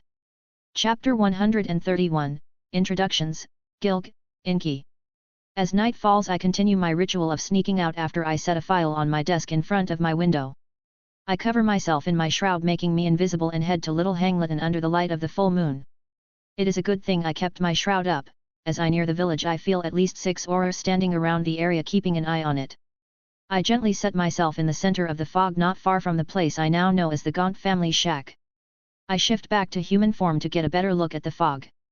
From what I can tell it is mine, but it has strange properties to it. It seems to strengthen me. I feel like I could beat Hercules in a fist fight right now. I hold out a hand and try and mimic the fog. Surprisingly it comes out first try. Now my assumption is that this is my fog and the darkness created it. But how does the darkness know how to use my powers better than me? I brush off the question as there is no way to answer it and hold my arms wide. As if taking in a deep breath I take in the fog. Like a tsunami the fog from all across the village floods towards me. Once the entire fog is consumed I let out a breath of relief. My body trembles a bit.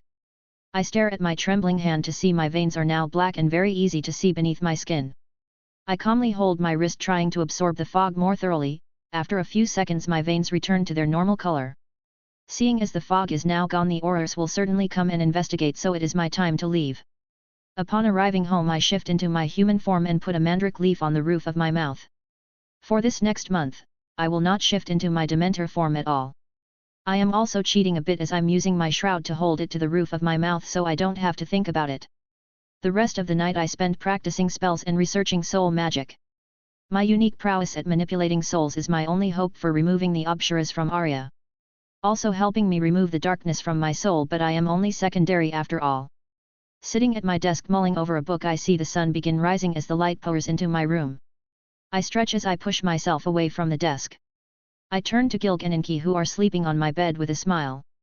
I close my eyes to see if Auntie and Uncle are awake. Sure enough, they are both downstairs doing things. I gently pet Gilg and Inky's heads to wake them up. Seeing as they are both happy to see me I smile. Inky has already gotten used to his little blindfold. I gently pick them up and place them on my shoulders like before as Sin secures them. Once I see they won't fall off I head downstairs to say good morning. Heading downstairs I hear Auntie making breakfast while Uncle is getting ready for work in the living room. "Mornin'," I say from up the stairs, surprising Uncle. Uncle turns around while finishing his tie loop. You're up quite early, got something planned? I shrug, I just wanted to introduce the two little ones to Lure early since I haven't played with her much lately. Also, there are only 4 days left in the month so my money should arrive soon. I see Auntie turn around in the kitchen. What are you planning to do with the money? Stroking my chin I begin to think, buy a business? Fund some of my projects? Get a bigger pen for my pets, perhaps a pocket dimension. As I finish speaking I rub my tongue against the mandrake leaf and realize this will be an annoying month. Uncle grins, you really do love your animals. I have a natural affinity with animals, what can I say? I give a large grin as I head towards the back door past the kitchen. Walking past the stove I see a familiar dish in the pot. Auntie, you made grits? I haven't eaten grits for breakfast in years. She gives a small smile as she stirs them. I remember you said you were from Texas so I looked into some recipes. I feel a fuzzy feeling in my chest as a genuine smile comes to my face. Thanks. Auntie waves me off with a smile. Go introduce your pets, the food will be done before you get back. I nod as I quickly walk outside. The air is quite nice as we aren't too far from the ocean but the clouds make it a bit dreary. I see Lure in her large pen with her body laid flat basking in the morning sunlight. As I reach the pen gates she quickly hops up on all fours and rushes over.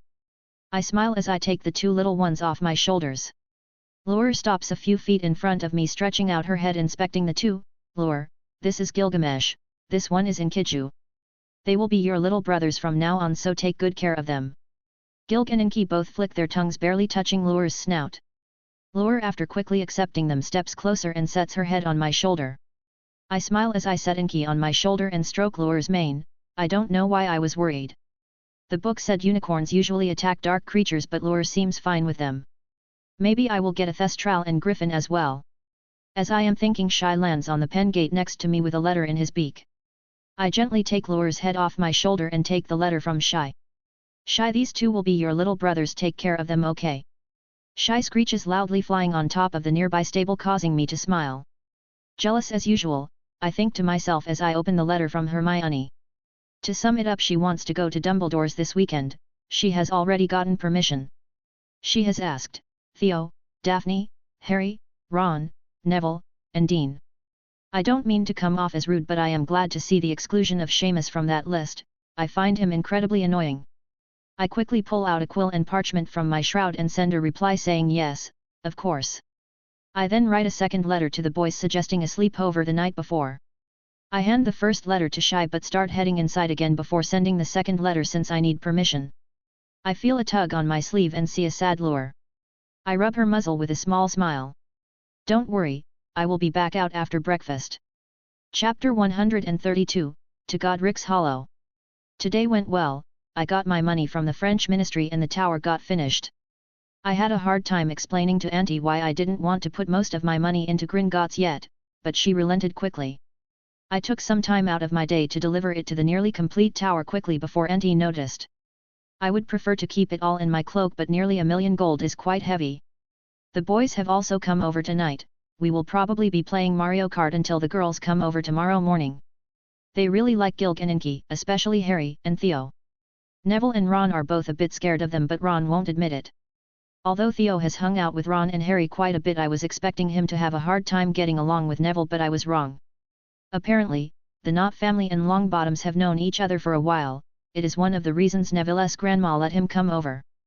Theo also happens to be very good at chess so he and Ron played quite a bit.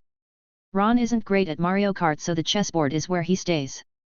I made sure to put the changed faux glass in my shroud before they come over. Though I am curious what they would see in it. Waking up in the morning I feel refreshed as it's my first time actually sleeping in almost 2 months. I'm the first to wake up but Neville wakes up as I do and Theo not long after. Harry and Ron of course sleep in so we head downstairs and get breakfast without them. I head down first to set the table as usual. Auntie is already making breakfast. Uncle had to head in early to work for some case he was working on, his first solo one apparently. Auntie smiles seeing me walk into the kitchen. Are the other boys awake? She asks as she sees Neville and Theo in the living room talking. I sigh, nope, they are too hard to wake up. They also went to bed pretty late so it's understandable. What time are the girls getting here? Auntie asks as she flips the hash browns. They stayed at Hermione's last night. Hermione said they would be over around 9. She nods as she looks at the boys in the living room. How would you boys like your eggs? Sunny side up ma'am, Theo says. Over well please, Neville says. Auntie smiles at me. Theo is quite polite isn't he? I roll my eyes, indeed. I grab the silverware and start setting the table. As I finish I turn to the clock to check the time, 8:12. Hey Neville, can you go wake up the sleeping beauties? I ask, not wanting to do it again. Neville hops up from the couch. Okay, he says without much mind. I give him a smile, thank you. As Neville makes it up the stairs Theo looks at me with raised brows. You know he is going to take a pillow to the face. I shrug, it builds character. Should I tell your sister you said that? Auntie's voice startles me as she is right behind me setting the hash browns on the table. I see Theo smirk as I jump a bit. No, I think it's fine if she didn't hear that. Did you want me to help make the sausage? Auntie turns around without looking back. I would appreciate it.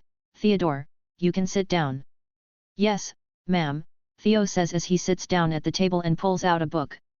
While I take over making the sausages since Auntie is already making the eggs. Only a minute or so later Neville comes down the stairs with a slightly red forehead and a tired look on his face. I smile as I lean back to get a better view of him. So are they up? He gives a half-hearted smile as he sits next to Theo. Yeah, I got them. I give him a thumbs up, thanks. His smile gets a bit bigger but quickly falls again when footsteps are heard from the stairs. Harry seems a bit more awake than Ron, who seems to be slogging it. Ah, good you're awake. How would you like your eggs? Over medium, the duo says almost in unison. I roll my eyes as I put the finished sausage links onto a plate with a pair of tongs. I bring the plate out to the table and sit down across from Neville while the duo sits on either side of me. After breakfast we sit and talk for a while until we hear a knock on the door. I'll get it, I say as I quickly get up. Opening the door I see Daphne, Hermione, and Hermione's mother standing outside. Hello, Mrs. Granger. Come on inside, I say stepping aside to let them in. Mrs. Granger gives me a thankful smile as she steps past. Auntie stands up to greet them and so do the boys. Good morning, Soren. Daphne says, giving me a quick hug. I look her up and down quickly. Now that I think about it, I've never seen you outside of robes. You look good. She blushes a bit as Hermione gives me a hug. Good morning, Soren.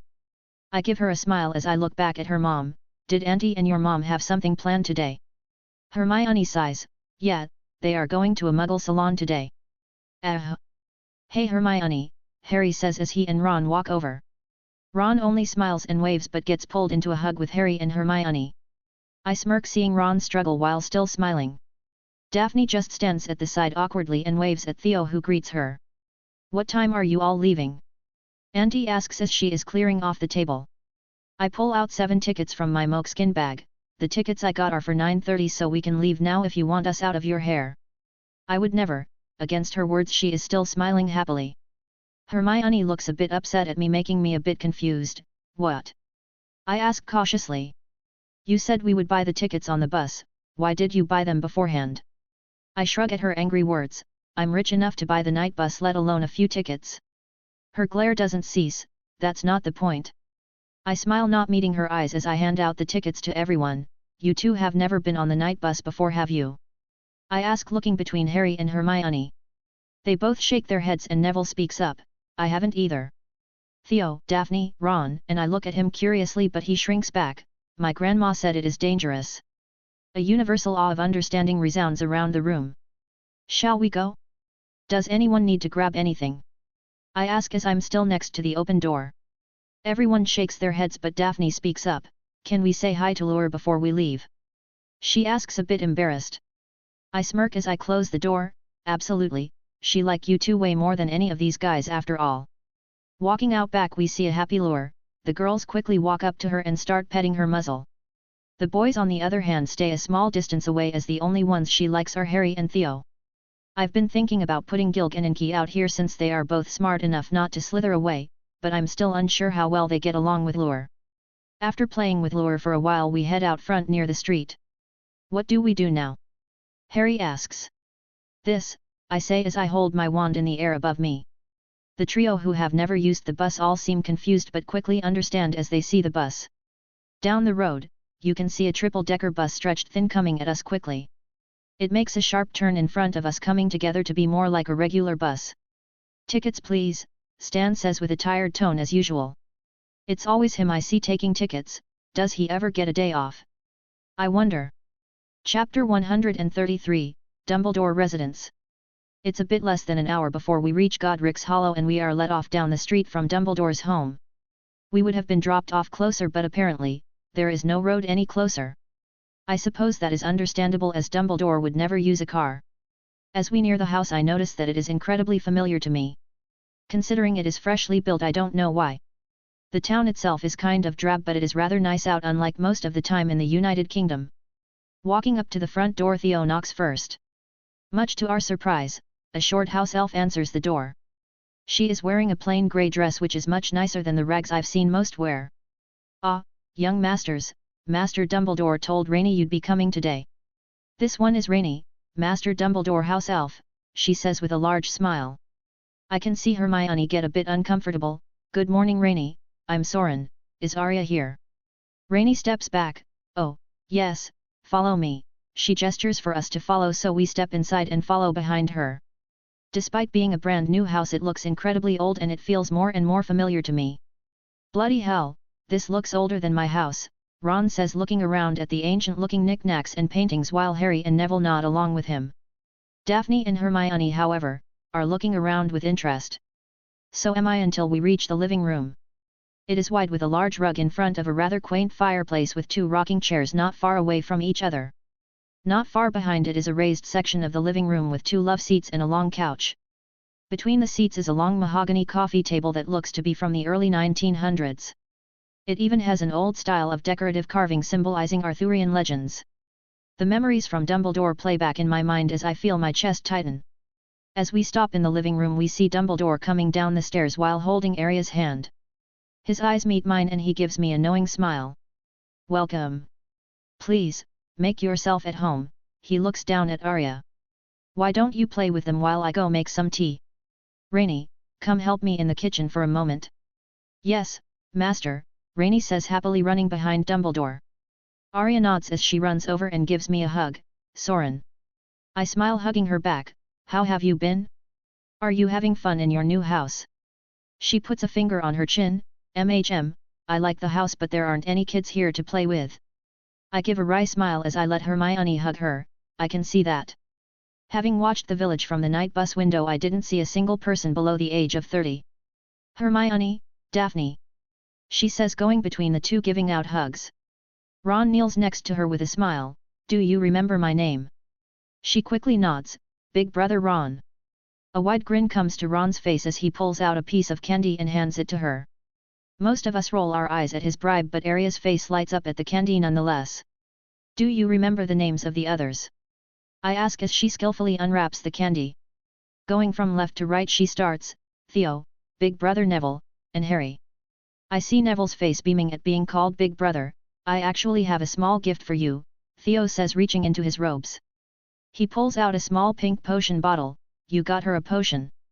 Ron asking the question on everyone's mind. Theo shakes his head. "This is a new drink I plan to put in my store next school year. I don't have any normal glasses, so I put it in one of my potion's glasses." "I mean, that is a good gimmick," I say. "You keep it that way." A few of the others nod at my words. He scratches his chin. "I guess it is kinda neat, hey?" Arya nods her head in an exaggerated fashion, causing me to smile. All of us turn to see Dumbledore and Rainy walking back into the room with two platters full of tea and biscuits floating next to them. With his usual grandfatherly smile, he gestures to the couch and chairs. "Please make yourselves at home." We all choose a seat and sit down around the large coffee table. I sit on the couch at one end close to Theo and Neville, who are on the love seat. Daphne sits next to me and Hermione sits on the other side of her, and of course, the duo sits on a love seat. Arya squeezes herself between me and Daphne, giving her a cheeky smile. Dumbledore laughs as the platters gently float onto the coffee table. "It seems my daughter has grown quite attached to you, Soren," Dumbledore says, giving Arya a loving smile. I ruffle Arya's hair, but she grabs my hand and looks up at me with an angry pout. "Sorry," I say with a grin that betrays my words. Dumbledore's smile grows as he seemingly remembers something. "Would you all watch Arya while I borrow your friend?" He gestures at Harry. My brows furrow knowing what he probably wants to talk about, but I quickly hide it. Everyone seemingly seems to nod in agreement. Don't worry, headmaster, we will take care of her, Hermione says with a reassuring smile. Thank you, Miss Granger, if you need anything just ask Rainy, she is quite good at her job. Come, Harry, we have much to talk about. Harry seems confused having just sat down but gets up to follow anyway. I wave him off goodbye because I know he will need it. It is a shame I can't be the one to tell him about his parents, but I suppose that a grandfatherly figure will do far better than the awkward me. As they get out the door, Theo looks between us all. What was that about? Ron seems baffled while the others just shrug, not knowing. You don't want to know. Anyways, what do you guys want to play? I ask everyone but mainly towards Arya. She jumps up at my question. I know what we can play. She yells as she runs off back up the stairs. Theo grabs his tea with a grin. I suppose she knows what she wants to play. Not much long later she comes back down with a game called Gringotts Property Management. After only a few minutes of playing, Hermione points out that the game is almost exactly the same as Monopoly, and she is right. I have never lost a game of Monopoly in my life. That being said, I've only played against Auntie, Uncle, and Sis. I lost. Neville ended up winning because I landed on the high-value properties that he had been sitting on all game. As I'm leaning back wallowing in my own self-pity at my loss, Harry and Dumbledore come back in. Harry is staying behind Dumbledore, who has his normal smile. Ah, Gringotts Property Management, good choice. Soren, do you have a moment? I have something important to talk to you about. After losing such a close game, I don't feel up to another, so I jump at the chance, of course. I stand up, ruffling Arya's hair again, ignoring her pout. Chapter 134, The Dark Lord's Plans. Getting into Dumbledore's office, he closes the door behind me and gestures at the chair across from him. The room is small with 2 bookshelves on both sides, a big desk taking up the center of the room, and a large arched window behind his desk chair. You will want to sit down for this conversation. I am confused by his words. My brows furrow as I sit across from him. Sure. He waves a hand, raising a barrier around the room, I assume to keep anyone from listening in. Seeing his serious gaze, I take it a bit more serious myself. Dumbledore gives a calm sigh as he rests his arms on his desk. Snape is currently out of the country, he is performing a secret mission for me. Seeing my confusion, he continues, the Swedish ministry has fallen. Voldemort has assumed control of it, Snape has gone as a spy. My jaw drops at this news. He didn't return to Britain? Why? His eyes meet mine, seriously looking for a lie. Snape says it's because of you. He fears you. My brows furrow even more.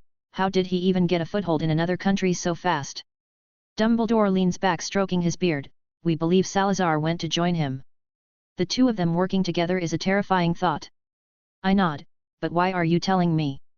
He sighs as he stands up. I will soon be reassembling the Order of the Phoenix. My eyes fill with surprise. Are you asking me to join the Order of the Phoenix? His serious face drops for a second as he smiles. No, that is not the case. I let out a sigh of relief. Then why? He pauses as he looks out the window listlessly. The one with the power to vanquish the Dark Lord approaches. Born to those who have thrice defied him, born as the 7th month dies, and the next Dark Lord will mark him as his equal, but he will have power the Dark Lord knows not. Either must die at the hand of the other, for neither can live while the other survives. Turning around, he sees my confused face. This is the prophecy surrounding Harry and Voldemort. He must die at Harry's hand. I am baffled as I struggle to get words out. Why you want me to protect Harry until his time? Dumbledore shakes his head. Quite the opposite. I want you to allow him to struggle. He needs to grow strong. You are too powerful. He cannot grow while you coddle him. My eyes narrow as I stand up. You want me to deliberately put my friends in danger? He holds up a hand with a knowing nod. I understand your feelings, but what will they do when you are not there? You are a tall tree in a forest of saplings. Will you allow your friends to wither and die in the safety of your shade? TCH, I click my tongue as I fall back into my chair. In that case you owe me a favor. Dumbledore looks a bit surprised. What is that? My eyes turn serious as I meet his. When the time comes, I will need your wand. I can use it to cure Arya and Harry. You know. I nod. After all Evander told me the story, it was easy to piece together. He lets out a deep sigh as he nods. You are confident you can do it? 100%, I answer without hesitation. If it is anything near the power I felt when I ate the resurrection stone, then manipulating a soul should be easy. Leaning against his desk, he thinks for a moment, would I get the wand back? I shake my head, to which he sighs, I understand, I will grab my past wand to prepare. I give a grateful nod. One more thing, I speak, keeping my serious gaze. He appears confused at my seriousness. Yes. Keep my family out of the new order. I do not say please, as this is not a request. Seemingly understanding my words, the air in the room tenses. I had hoped your sister would join us, she is a very talented witch. But if that is what you want, I will only extend my hand to Shacklebolt. I give him another thankful nod. Thank you for understanding. His gaze turns odd. I must ask, why does the Dark Lord fear you? I have already told you many truths, I suppose one more is fine. That night, my first year, the night in the Forbidden Forest. It was not only Quirrell, Voldemort was there as well, and they did not escape. I see surprise pass through Dumbledore's eyes, but he quickly hides it. I understand. Thank you for your trust. With a shrug, I stand up. Do you want to go play some Gringotts property management? Letting out a long sigh, Dumbledore holds up a hand. I've played that game quite enough these last few days. Arya has been quite obsessed with that game. I'll join you all in a while, you can head out first. The barrier falls as I reach for the door handle. Suit yourself. Just like he said, Dumbledore came and joined us midway through our third game. While I was gone, Daphne won. She played with Arya on her team. The day went quite similar to the weekends at Hogwarts, when Dumbledore would set himself to the side while we played with Arya. After we leave, we take the night bus back and everyone begins to head home. Neville goes back with Theo, Harry goes back with Ron, and Daphne goes back with Hermione. I am once again left alone. Well, almost. Uncle and our pets are all here. Speaking of Uncle, Arthur actually gets along well with Gilg and Inky. It's a bit odd that a cat gets along well with snakes, but I assume it's because he's an Easel. I also write a letter to Dumbledore, since I forgot to ask him for special permission to bring Gilg and Inky to school. He said no, but that he would introduce me to someone who could help. I'm a bit confused, but he just asks permission to invite him to my birthday on my behalf. Of course, I accept. I almost forgot Dumbledore is coming with Arya on my birthday. On the other side of things, the original trio of Dementors are back at their jobs, as well as the ones around the Malfoys and a new one on Belladonna. The tower itself is done, standing at a grand 2,536 feet tall. Although the ramparts and buildings below aren't done yet, I don't mind if it takes a while. If Voldemort now plans to conquer Europe, that means I have far more time than I did before. Even with Salazar on his side, I should be able to take them by myself. My magical abilities will grow far faster than what they are capable of. Not to mention my Dementor form feels far more powerful than it used to be. I have told Belladonna to get as many Rouge vampires on our side as possible, as there will be a war in the coming years.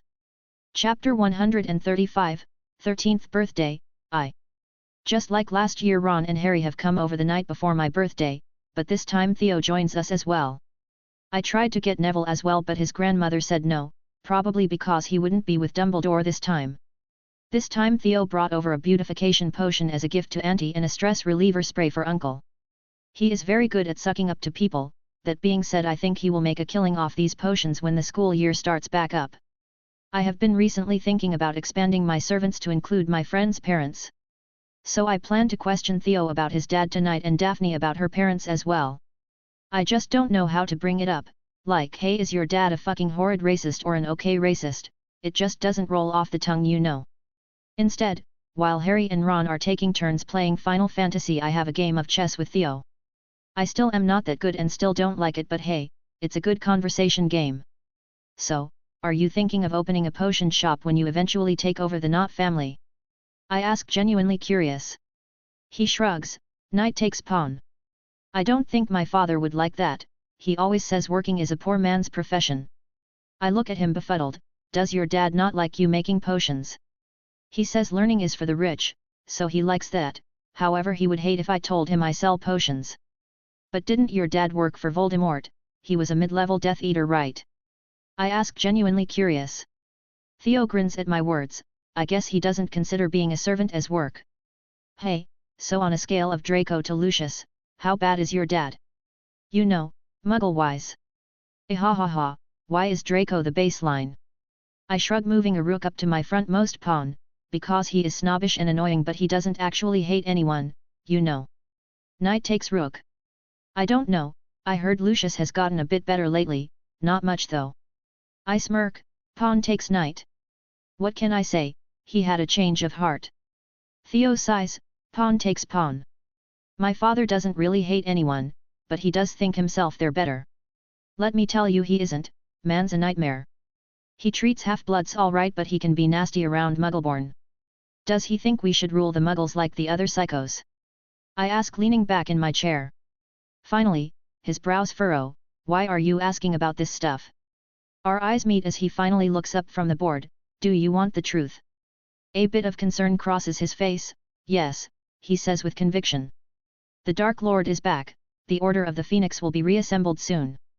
Your father already knows all this, he will probably return to his post as a Death Eater soon. Theo's face turns serious, you think he would? I shake my head, I know so, I already have proof he's been in contact with the other Death Eaters about his return. How do you know? I can't tell you that, but I have to ask you. Do you love your father? Theo stands up almost knocking the board over causing Ron and Harry to look over.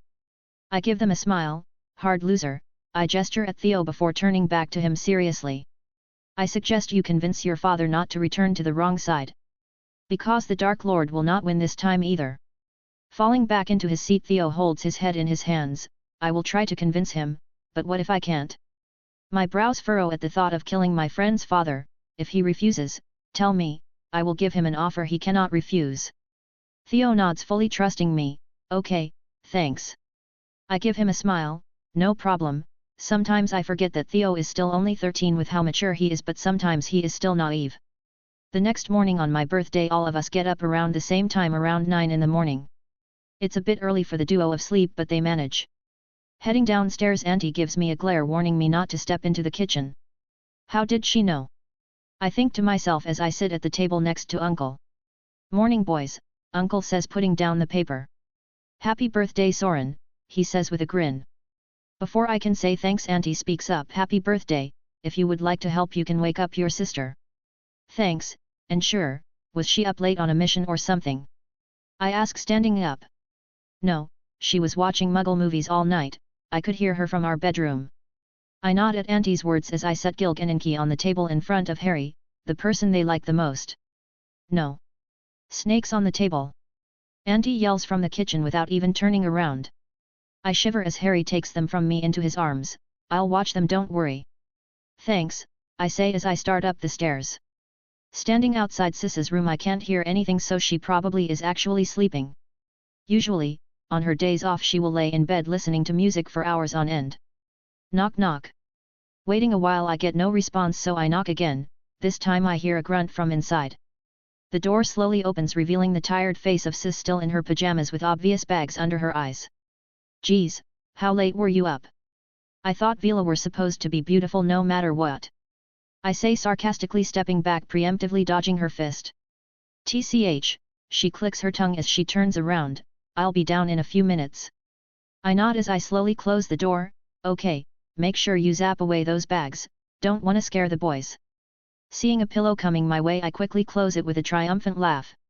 Getting back down the stairs I see breakfast is already set. I sit next to Harry and Ron, across from Theo. Did your sister hit you? Ron asks, confusing me. Seeing my confusion he gestures to my messy hair, she tried, I say, fixing my hair before grabbing some food onto my plate. Must be nice having only one sibling, Ron says a bit enviously. Theo smiles at Ron, I have none, it's pretty boring. Ron sighs as he takes a large bite of food, I wish I could have a boring day. He says with a full mouth, receiving a really look from Auntie. He takes a large gulp, swallowing the large mouthful of food, sorry ma'am. Noticing Harry is oddly quiet I turn to see him feeding Gilg and Inky some sausage under the table. Having been found out, Harry blushes a little and goes back to eating, pretending it didn't happen. I see Gilg and Inky on Harry's lap are both looking up at him, flicking their tongues asking for more. Giving my consent I slide the plate of sausage patties closer to Harry and give him a knowing nod. Uncle seems to know what is going on and gestures to Arthur who is sitting on his lap. As Harry takes a patty I slide the plate over to Uncle who grabs two for him and Arthur. Sitting at the end of the table Auntie gives us odd looks, what are you three nodding about? Nothing, we say in unison. Thanks for listening.